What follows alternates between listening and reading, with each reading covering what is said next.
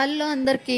So ఇవాళ నేను tiffin చేయడానికి చాలా అంటే చాలా స్ట్రగుల్ అయ్యాను. ఎందుకంటే ఒక్కో టిఫిన్ అడిగారు కాబట్టి. సో టెన్షన్‌తో కాళ్ళు చేతులు ఆడలేదనమాట. సో ఇలాంటి సిచ్యువేషన్ మీకు కూడా వచ్చిందా? కామెంట్ అయితే చేయండి. సో ఇవాళ నేను చపాతీ ప్లస్ ఆకుకూర తాలింపు అయితే చేశాను. సో అది మా పాప తినదు, మా బాబు తినడు కాబట్టి సో దాంతో ఏం చేయలేక మా పాప పూరి అయితే అడిగింది. సో తన కోసమే పూరి చేస్తున్నాను. సో ప్లస్ మా బాబు కోసం కూడా. సో ఒట్టి పూరి ఉంటే సరిపోదు కదా, మళ్ళీ పూరిలోకి ఆకుకూర తినరు, దానికోసం మళ్ళీ పల్లి చట్నీ చేయాల్సి వచ్చింది.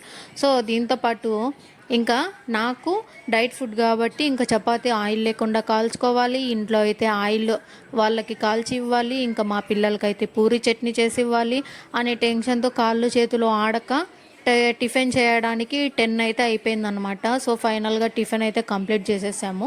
సో ఇలా ఆలోచించడం వల్ల తలనొప్పి రావడంతో ఒక ఫైనల్గా మంచి కాఫీని అయితే తాగి ప్రశాంతంగా అయితే కూర్చున్నాను అనమాట.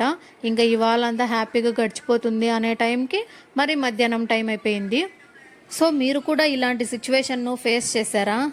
ఆఫ్ కోర్స్ ఆల్మోస్ట్ అమ్మలందరికీ రోజు ఇదే సిచ్యువేషన్ ఎదురవుతూ ఉంటుంది కదా.